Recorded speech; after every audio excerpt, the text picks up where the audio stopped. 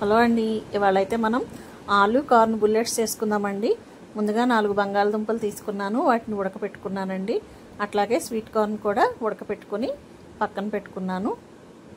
Sweet కార్న్ని మిక్సీలో కచ్చాపచ్చాగా mixie వేసి పెట్టుకున్నానండి. అట్లాగే బంగాళదుంపలు ఉడకపెట్టుకొని తోలు తీసుకొని మొత్తం దాన్ని చక్కగా స్మాష్ చేసుకున్నానండి. ఎటువంటి ఇది లేకుండా చాలా మెత్తగా స్మాష్ చేసుకొని పెట్టుకోవాలి. అట్లాగే స్వీట్ కార్న్ ఇట్లా కచ్చాపచ్చాగా చేసుకోవాలండి, మరి మెత్తగా కాదు. దీనిలో స్పైసెస్ అన్నీ వేసుకోవాలండి. ఉప్పు, కారం, గరం మసాలా, జీలకర్ర పొడి, ఇంకా ఆరిగానో కానీ చిల్లీ ఫ్లేక్స్ కానీ ఉంటే వేసుకోవచ్చు. ఇవన్నీ వేసుకొని అట్లాగే కచ్చాపచ్చాగా దంచి పెట్టుకున్నాం కదండి కార్న్, అది కూడా వేసి బాగా మిక్స్ చేసుకోవాలండి. దీనిలో ఒక 4-5 స్పూన్ల కార్న్ ఫ్లోర్ కానీ లేదంటే మైదా కానీ వేసుకోవాలండి.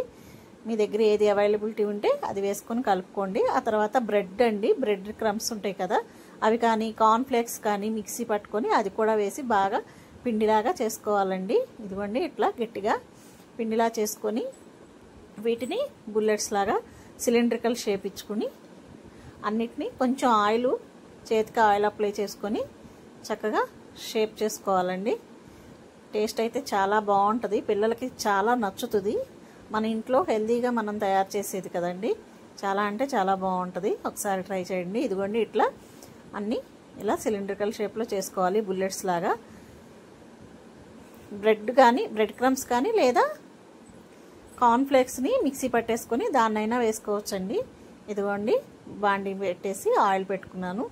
చాలా సిమ్లో పెట్టుకోవాలి. కొంచెం వేడైన తర్వాత ఇవి వేయాలండి. హైలో మాత్రం అసలు పెట్టొద్దు, ఇవి త్వరగా మాడిపోతాయి.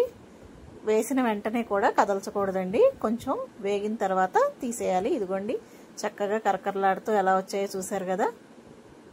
సాస్తో కానీ అసలు మామూలుగా ఉట్టిగా తినేయచ్చు, చాలా బాగున్నాయి. అట్లాగే అన్నీ అలా వేసుకోవాలండి. ఇదిగోండి చూసారా ఎంత క్రిస్పీగా ఉన్నాయో. అంతే అండి ఇవాల్టి వీడియో. సింపుల్ ఈజీ స్నాక్ అండి, మీరు కూడా ట్రై చేయండి. Thank you for watching. Bye.